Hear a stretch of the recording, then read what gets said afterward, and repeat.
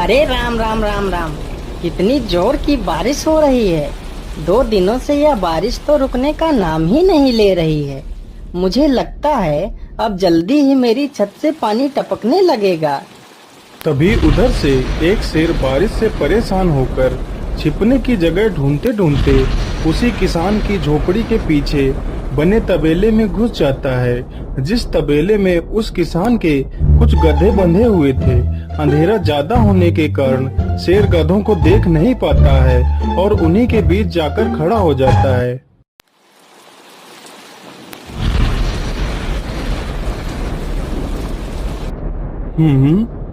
यहाँ से तो किसी मनुष्य की आवाज आ रही है। चलो चुपचाप बैठा रहता हूँ। जैसे ही यह आदमी मेरे करीब आएगा मैं इसे खा लूंगा। हाय हाय हाय, यह बारिश कब रुकेगी? ऊपर से यह टपका भी आ गया।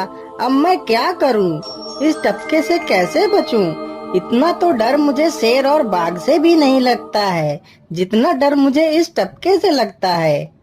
अरे यह टपका कौन है? मुझे लगता है यह टपका तो मुझसे भी ज्यादा खतरनाक है। तभी तो यह आदमी शेर और बाघ से ज्यादा इस टपके से डर रहा है। चलो जल्दी से मैं यहाँ से निकल लेता हूँ, नहीं तो कहीं टपका ने मुझे देख लिया तो मेरी खैर नहीं।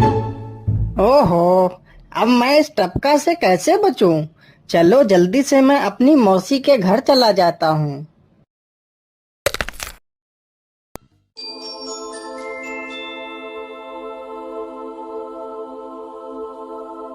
अरे चल चल गधे की औलाद, यहाँ पर छिपा हुआ बैठा है। अरे चल जल्दी। अरे ये क्या, जिसका डर था वही हुआ। यह टपका तो मुझ पर हावी हो गया।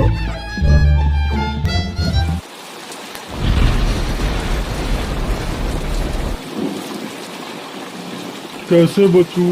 कैसे बचूं? इस टपका से मैं कैसे बचूं? हे भगवान मेरी सहायता करो, मुझे इस टपका से बचाओ।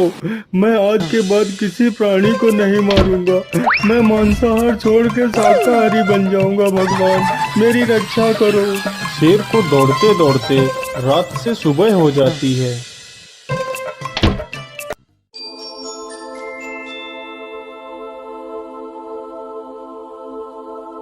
अरे देखो देखो, यह तो शेर की सवारी कर रहा है।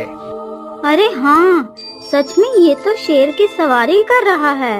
इसे तो डर भी नहीं लगता है। अरे उधर तो देखो जरा, यह आदमी कितना बहादुर है। यह आदमी तो शेर की सवारी कर रहा है। जिस शेर को देखकर हमारी धोती आगे से गीली और पीछे से पीली हो जाती है, यह तो उसकी सवारी कर रहा है।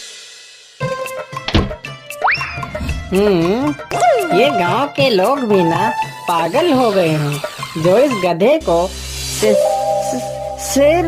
अरे बाप रे, यह तो सच में एक शेर है। हे भगवान मेरी रक्षा करो, शेर तो मुझे खा ही जाएगा। राम राम राम राम राम। अब क्या होगा? इस शेर से कैसे बचूं? अरे यह तो एक बरगद का पेड़ है। यही अच्छा मौका है, जल्दी से इस बरगद की जड़ पकड़कर ऊपर चढ़ जाता हूँ।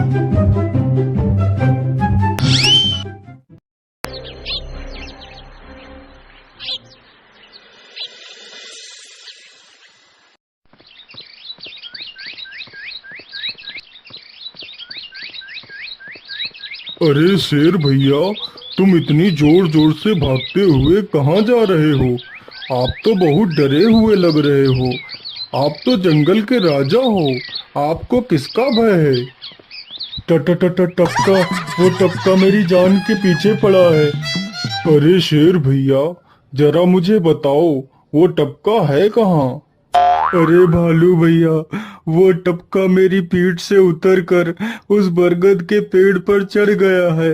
उसने मुझे रात भर खूब दौड़ाया है। वो तो भगवान का शुक्र है कि मैं जिंदा बच गया।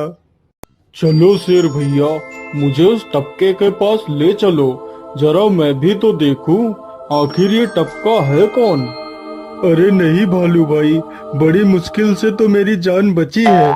मैं अपनी जान फिर जोखिम में नहीं डालूंगा। तुम्हें जाना है तो जाओ। अच्छा अच्छा, ठीक है शेर भाई, तुम यहीं रुको। मैं अभी बरगद के पेड़ पर देख कर आता हूँ। आखिर ये टपका है कौन? जाओ जाओ बच्चू, जब वो टपका तुम्हारे ऊपर हावी होगा तो पता चलेगा। अरे कहाँ है यह टपका जिसने राजा जी की हवा टाइट कर दी?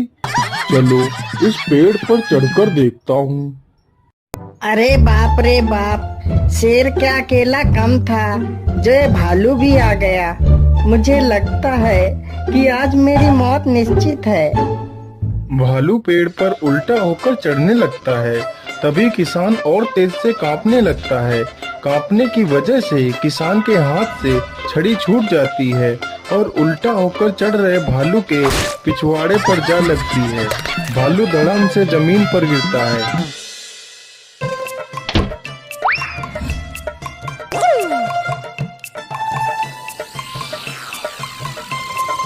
मुझे लगता है अब शेर और भालू दोनों भाग गए हैं। चलो अब जल्दी से यहाँ से निकल लेता हूँ। सारे राज्य में यह बात फैल गई कि हरिया किसान बहुत ही बहादुर है और वह शेर की सवारी कर लेता है। धीरे धीरे यह बात राजा तक पहुँच गई।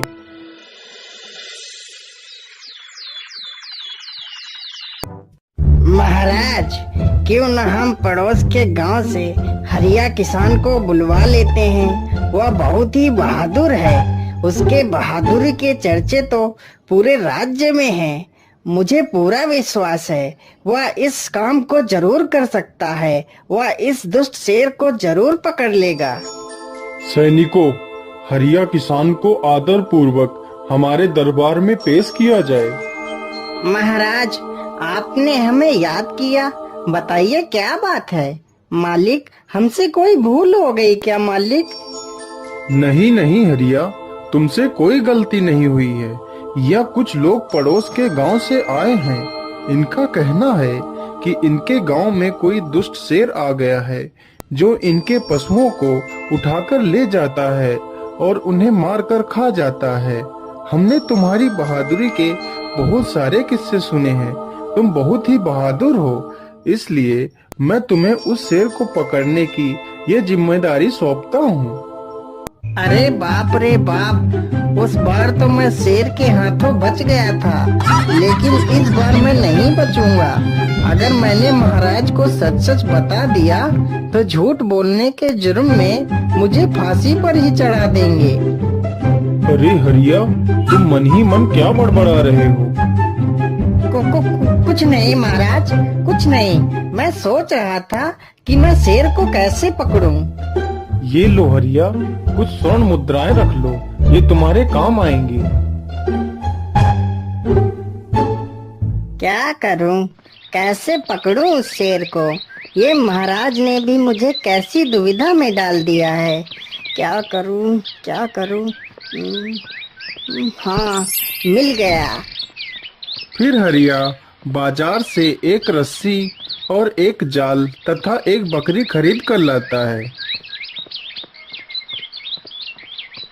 चलो जल्दी से, मैं यहाँ पर एक गड्ढा खोद देता हूँ।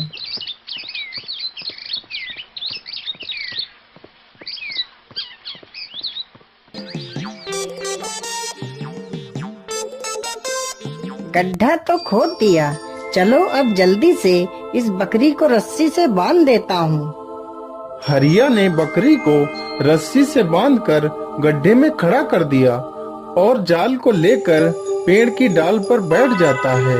थोड़ी ही देर बाद जब बकरी को भूख लगती है तो वह चिल्लाने लगती है। अरे, यह तो बकरी के चिल्लाने की आवाज है, लेकिन यह आवाज आ कहां से रही है? आसपास तो कोई नहीं दिख रहा है। मुझे लगता है यह आवाज उस पेड़ के पास से आ रही है। चलो चलकर देखता हूँ।